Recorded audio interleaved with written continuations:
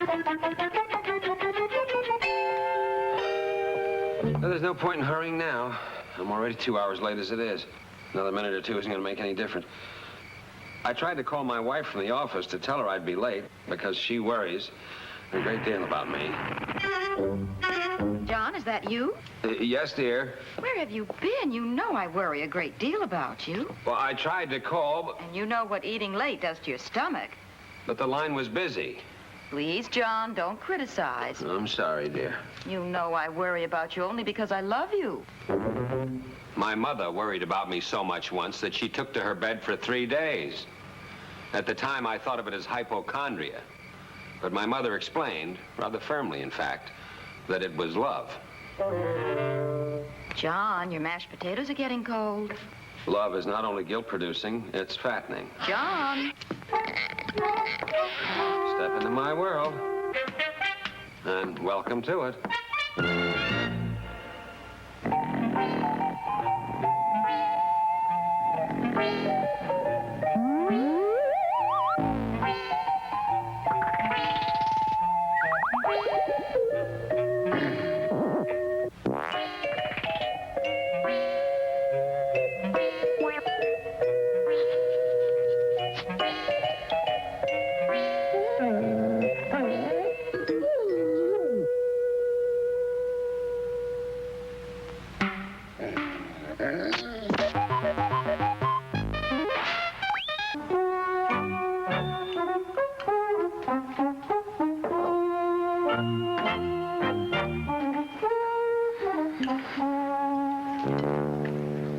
Mother, what is this?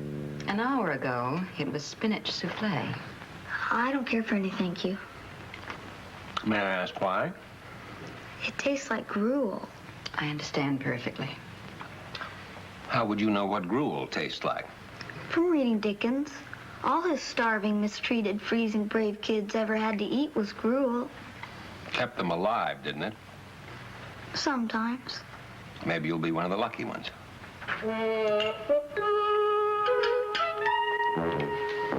What we have here is the communication center of the home. The dinner table, the logical place for the family to discuss with each other the events of the day, share experiences, relate. John, I want to talk to you about your... John, are you listening to me? Yes, dear. I want to talk to you about your rule that we must wait dinner for you. What's wrong with it? It's a perfectly good rule. Logical, well thought out. Actually, it was originally my father's idea. I know. When you were a boy in Columbus, Ohio. Exactly. Well, my father was very firm about it. We found out a lot about each other at the dinner table.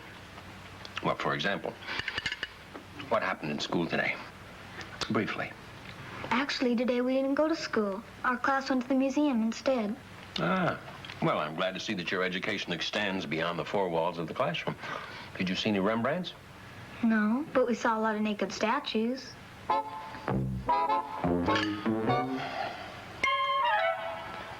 We never had museums like that when I was a kid. What is all this fuss about eating on time? Most Americans are far too preoccupied with food as it is. Then why do you insist we wait dinner for you? Oh, that's different. If one must eat, one should eat with the head of the family. And the head of the family should get home at a reasonable hour. It's unhealthy to go to sleep on a full stomach. Everyone knows that. Now, how could Lydia's stomach possibly be too full? She never touched her gruel. Don't cloud the issue. Oh, well, and there's nothing to be concerned about. Irving and I are living proof that it's quite possible to go to bed on a full stomach and sleep like a log. We've done it all our lives. You're being facetious, John. No, I'm just debunking another old wives' tale. Did you realize that at one time, people with a heart condition used to sit quietly on park benches reading religious pamphlets? Well, now they're up and about at the crack of dawn, running all over the neighborhood in sweatsuits. I tell you, Ellen, times have changed. Where are you going? Oh, I'll be upstairs for a little while. I just remembered some work I've got to do. I'm not surprised with your stomach full of meatloaf and your entire system working when it should be resting. Your brain is merely taking the consequences. It's nothing of the kind. It just happens that the one thing I do better on a full stomach than sleeping is thinking. People never cease to amaze me. Here we are, walking on the moon, creating life in test tubes. Yet if you ask the average person if the night air is bad for you, he'll say yes. That same average person will probably also tell you that if you go out with a wet head, you will catch a cold. Well, it's simply not up to me to educate the average person.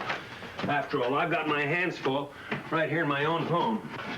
Actually, Ellen has a point about late eating in my stomach, particularly if she's made a meatloaf. Excuse me. You see, Ellen's meatloaf was never meant for the timid. Also, it helps if you're in the pink of condition. Don't touch me, please! Don't touch me! No! Who's there? It's just me. Oh, well, you were having a little nightmare, I guess. Nothing to be upset about. It scared me. Well, of course it scared you. Why, if a nightmare didn't scare you, it'd be just a dream, wouldn't it? I'll bet I had one because I went to bed on a full stomach. Don't go jumping to false conclusions, Lydia. Late romantic suppers are going to become a very important part of your life in just a few years. And I'll never eat another bite after the sun goes down. I don't want another experience like this one. Well, I'm afraid it may not be quite as easy as all that. Why not?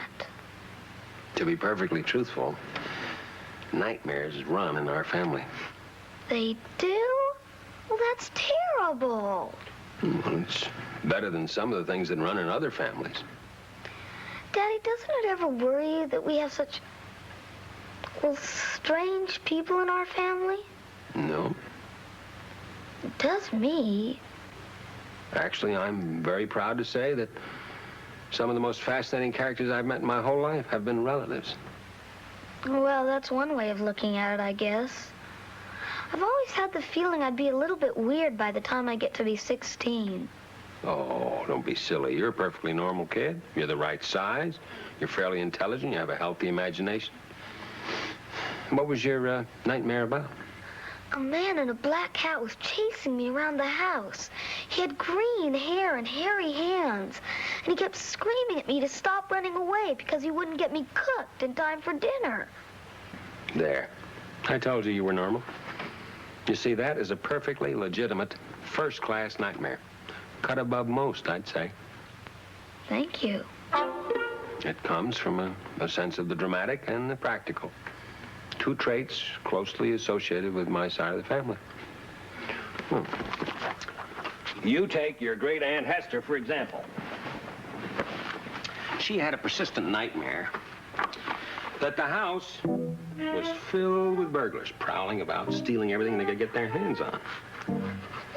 Eventually, this nightmare turned into a perfectly good, solid phobia. Now, being a frugal woman, Aunt Hester did not waste a fearful moment of it. She took to putting all her valuables outside in the hall every night so that the burglar could take them without having to break her door down.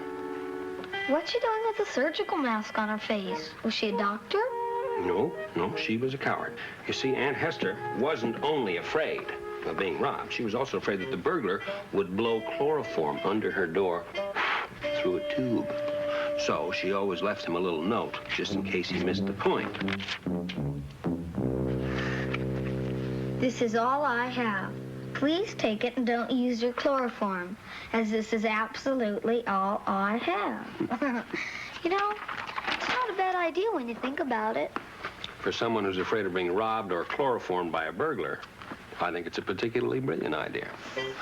Now, Hester's sister, your great Aunt Dora, out of respect for Hester, took a proprietary interest in her sister's nightmares and developed her own fear of burglars. Her approach, however, was slightly different. Being more aggressive, Aunt Dora shunned the nonviolent method and dealt in preparedness and direct confrontation. Every night, she would arm herself with a dozen pairs of shoes and heave them into the shadows at either end of the hall while she shouted a warning to whoever might be lurking there. Hark! Hark! What does that mean? No one ever knew, except Aunt Dora. And, of course, her burglars. Apparently, they respected the warning because Aunt Dora was never robbed of anything in her entire life. Do you really think it was the shoes that did it? I never questioned success.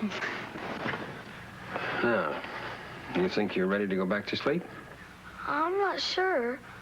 What do I do if the fellow with the green hair and the yellow teeth comes back? Whatever you like. You made him up. Remember that. Well, I have a feeling when the time comes, I'm going to forget. Why don't you sort of stay around till he gets here and remind me? That may not always be possible, Lydia. Besides, you have something much better you can depend on. Your imagination is your strongest weapon. Don't ever be afraid to use it.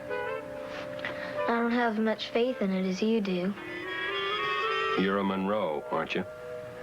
Yes. Very well, then. Just close your eyes proudly. Go off to sleep knowing that whatever comes to visit you is of your own creation, be it ghost or goblin or just something that goes bump in the night. They are yours to do with as you will. I'd rather not have any company at all. Why not? A friend is a friend, whether you can see through him or not. Look at Cousin Horace. Where? I was speaking figuratively. Now there was a man who knew how to use his night visitors with great dexterity and occasional profit. See, Cousin Horace was visited time and time again by a ghost. This was no ordinary run-of-the-mill sheet-flapping ghost either. Horace claimed that this particular ghost gave him tips on the horses. Did he really believe that? Horse players will listen to anyone. Horace called the ghost Jeremiah, and late in the evening, after everyone else was asleep, Horace would wait anxiously for Jeremiah to appear. Jeremiah? Is that you? Hiya, bud. Glad to see you, Jeremiah. Likewise. Is there anything you like, I mean really like, tomorrow at Aqueduct? Now you know I don't like to tell nobody what to do. Oh, it's all right. I don't mind. Jeremiah, I have great faith in your judgment. Glad to hear it, but I let every guy make his own mistakes. I'm going to bet Blue Storm in the fourth. Bet Mama Moonlight. She can beat them pigs with 2 legs in a pocket. She's carrying lightweight and she's the class of the field. Jeremiah, the Daily Double. What about the Daily Double? Jeremiah! Did Cousin Horace ever win any money that way? Yes, he did, but he lost more often than he won. I guess that cured him from asking Jeremiah's advice again. On the contrary, he always felt that Jeremiah was an excellent handicapper, but that he was a very unlucky ghost. I guess I'd better let you get some sleep. Daddy, do you ever have any nightmares? Constantly. Really? The ones I have when I'm sleeping are the ones that bother me the least. Did you ever wake up screaming and frightened so that your father thought it would be dangerous to leave you alone before daylight? Never. My father was a firm believer in the ability of cod liver oil to cure just about anything. As a consequence, we kept our problems pretty much to ourselves. However, there was a time once. Good night, Daddy. Well, wait a minute. I think you might like this one. Come up here. What time is it? Oh, I don't know, 12, 1 o'clock. There was this time in Columbus, Ohio. I was a little boy, just about your age, I guess. I had a nightmare that brought the police to the house in the middle of the night. Nearly got my poor father killed in the attic. And Cousin Horace lost Jeremiah forever. Hey, are you listening? Well, as I said, sir, it's the fall of the year. The entire house. Now, on this particular night, we had dinner quite late, since my father was unavoidably detained downtown. He always insisted we wait dinner for him. I guess everything you do runs in your family. Well, that's as it should be. My mother was a little upset. Please pass the potatoes. Now, John, don't eat so much. You know you're going to bed right after dinner. Let him eat. He's got 10 hours to wait until breakfast. 9. Thanks to your getting home so late. Who's going to lock the doors tonight? I'll lock them, Dora. And the windows. When you lock the doors, they come in through the windows. A lot of long shots are running tomorrow. Horace, one more night of caterwauling with that ghost of yours, and you can seek other accommodations. John, that's not nice to say. Well, the boy's strange. With just a little bit of luck, I could be the richest man in Columbus. No one ever got rich betting on the horses. Well, John, don't discourage the boy. At least he's trying. Well, let him be quiet about it. I want young John to get more sleep. Look at those circles under his eyes. Oh, I'm all right, Dad. I'll bet anything you were late for school again. It wasn't really my fault. All right. Let's hear it. What happened? Well, sir, there I was on my way to school when I saw this fire. What fire? John, he's trying to tell you. Go ahead, dear. Well, sir, there was this fire, and nobody around to report it except me. So naturally, I had to run to the station and tell them what happened. Naturally, they all got very excited and asked me to ride on the fire truck with them because I was the only one who knew where it was. Why didn't you just give them the address? Well, I forgot the exact number. So anyway, when we got there, people were yelling and screaming and jumping out of windows. And then... Then what, dear? There was this girl. She had blonde hair and blue eyes, and she was 10 and a half. And she was trapped on the 3rd floor. And the firemen asked me if I'd mind saving the child while they were saving the grown-ups. Well, all that stuff takes time. What an imagination. That's not imagination, that's lying. But he told it well. I believed him. You believe that burglars are going to blow chloroform under your door at night. I believed him, too. Oh, be quiet. Dad, nothing much goes on in school for the first 20 minutes anyway. John, go to your room. The boy hasn't finished eating yet. Good. Then you won't have to worry about him going to sleep on a full stomach. I'm hungry. He's hungry. 2/3 of the people in the world go to bed hungry. Now he can have a sense of belonging. You keep on this way, you could stifle that boy's imagination. Let's hope so. I think you're being willful and stubborn. I am being realistic. That boy has got to stop all this fancy and get down to some plain hard fact. That's what life's all about. He'll have time for that, John. Well, he'd better hurry up, or he'll end up just as cracked as his cousin Horace, shouting at shadows for the Daily Double. The boy's a fool. John, I won't listen to that kind of talk. All right. You won't have to. Where are you going? To the attic. You can't sleep up in that attic. It's cold and damp and dirty. I understand cold and damp and dirty. What I don't understand is what's going on down here.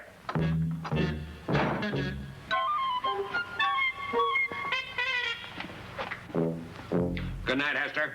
Sleep well. Sleep well.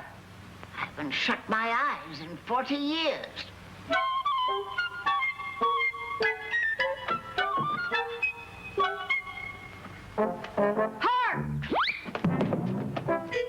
Oh, for heaven's sake, Dora, it's me, your brother. I thought you looked familiar, but I couldn't be certain in this bad light. Well, make certain before you go around braining people. An ounce of prevention is worth a pound of cure. I'm not lying. It's true. It's true. Fire. Fire. Fire! Jeremiah? It's true. It's true. Sure, it's true. I know it's true. I told you he'd come back. I swear. I swear. Who's there? Who's there? Liar. Fire. Hey, you, Jeremiah. Hark! Hark! Oh, they're out there in the dark. Operator, get me the police. What does a person have to do to get a little peace? It's the south side of the street, number 732. Hark! Hark! Jeremiah, is that you? Chloroform. Chloroform. Well, at least there won't be pain. What's the matter down below? Are all of you insane? Dad? John? Jeremiah, are you gone? Hark! Hark!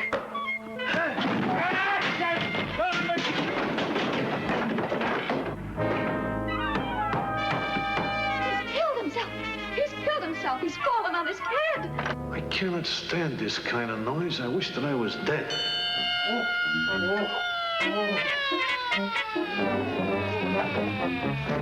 right, open up in there. Open up. Come on, open up. Nobody answers. Let's break it in. Yeah. Hit not me the door, you dummy.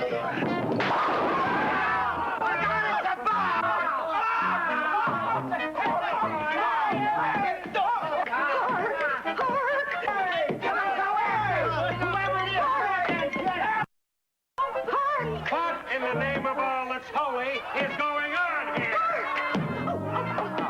Oh, John. Yes, Jeremiah? Don't you dare move. Now, just a minute. I live here.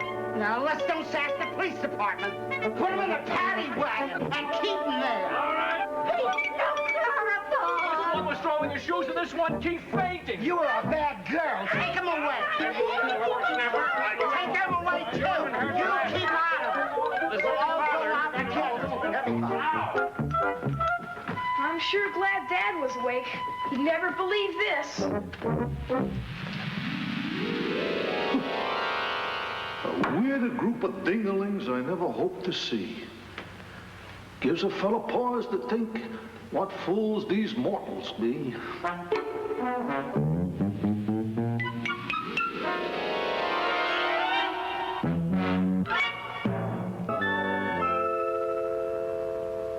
It's strange. I remember everything that happened that evening except the nightmare.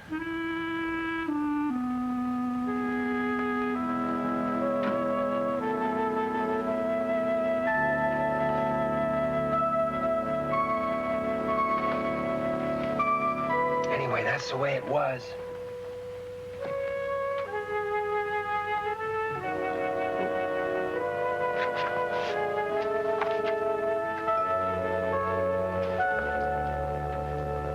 You know, a lot of people wouldn't tell a hair-raising story like that to a child before they went to sleep. No, they'd sing them a lullaby, such as, when the bough breaks, the cradle will fall, and down will come baby, cradle and all. No wonder they have nightmares.